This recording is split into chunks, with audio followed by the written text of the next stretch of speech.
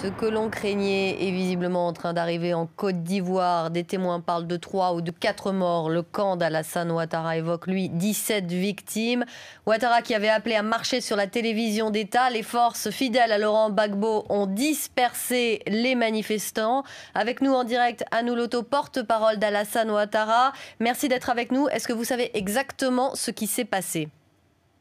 Oui, écoutez, de nombreux Ivoiriens ont répondu ce matin donc à l'appel du gouvernement conduit par le Premier ministre Guillaume.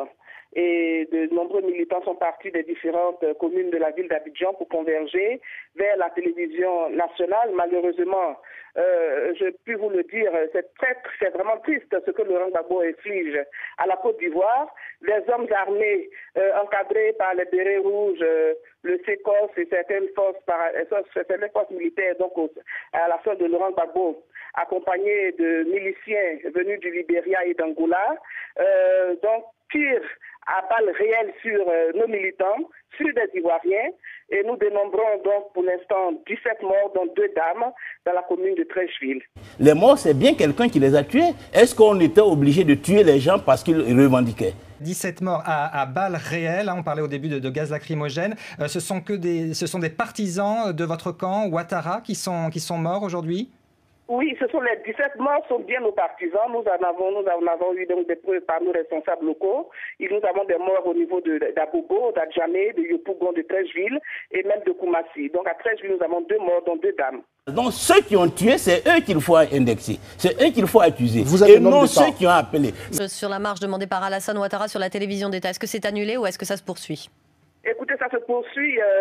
Les Ivoiriens sont déterminés. Personne ne peut accepter donc que Laurent Gbagbo s'érige en véritable dictateur, en imposteur, et continue donc de prendre en otage le peuple de Côte d'Ivoire, de prendre en otage la télévision nationale.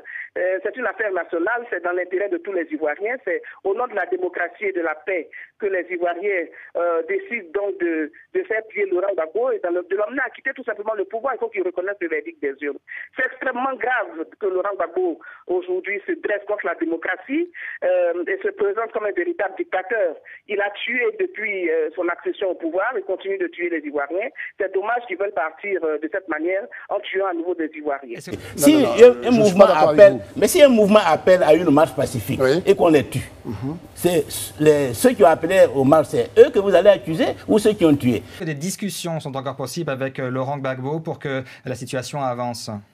Absolument, les discussions sont possibles tant qu'il s'agit de parler des conditions de départ de Laurent Gbagbo, des mesures d'accompagnement. Alassane Ouattara reste ouvert, n'est-ce pas? Mais en aucune façon, nous n'accepterons que Laurent Gbagbo s'agrippe et continue de s'agripper au pouvoir. Alassane Ouattara a gagné les élections et donc il en sera ainsi. Mais si un mouvement appelle à une marche pacifique et qu'on les tue, c'est ceux qui ont appelé aux marches, c'est eux que vous allez accuser ou ceux qui ont tué? Parce que dans la vie, il faut être responsable. Celui qui pose un acte délictuel, illégal, c'est lui qu'il faut condamner. Oui, mais... Ceux qui sont descendus dans les rues sont descendus dans les rues les mains vides et ils ont été tués. Voilà la réalité. Très bien, vous l'avez répété. Juste vous relancer là-dessus. C'est eux qu'il faut condamner. Juste vous relancer la réalité. Très bien, vous l'avez répété. Juste vous relancer là-dessus. C'est eux qu'il faut condamner. Juste vous l'avez répété. Juste vous relancer là-dessus. C'est eux qu'il faut condamner. Juste vous relancer.